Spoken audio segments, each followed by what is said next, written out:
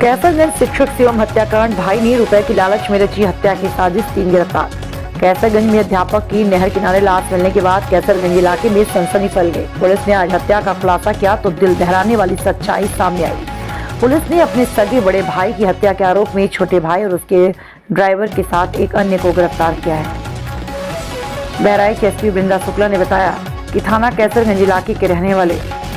शिवम सिंह, जो inter college में अध्यापक थे और अपने छोटे भाई दिवाकर सिंह से शेयर मार्केट में लगाए लाखों रुपए का हिसाब बार बार मांग रहे थे, जिससे नाराज होकर छोटे भाई दिवाकर सिंह ने अपने ड्राइवर और अन्य एक साथी की मदद से बड़े भाई की हत्या करके उनकी लाश को नहर के किनारे फेंक दिया।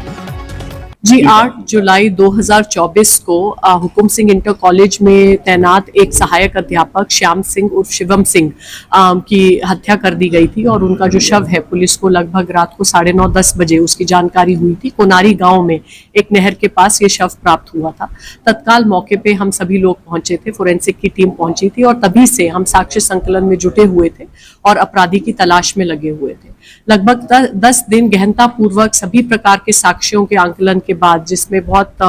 डिटेल्ड हमने सर्वेलेंस के एनालिसिस प्राप्त किए हैं, बहुत एडवांस फोरेंसिक एविडेंसेस कलेक्ट किए हैं, उसके उपरांत जो इस मुकदमे में वादी बने थे उनके सगे भाई दिवाकर सिंह, वही उसमें मुख्य अभियुक्त पाए गए हैं और उनका सहयोग करने वाले राज नारायण और रूप नारायण, उनके 2 ड्राइवर्स हैं जो आपस में संबंधी हैं, कजन्स हैं, उनके यहाँ ड्राइवरी का काम करते थे, उन्होंने इनका सहयोग किया और जो ये मैट काटने वाली बड़ी रेजर होती है, इसके माध्यम से, इसके उपयोग से इन्होंने अपने भाई पर जानलेवा हमला करके उनकी हत्या कर दी। और जो इनमें आपस में तनाव की स्थिति थी वो इसलिए उत्पन्न हुई क्योंकि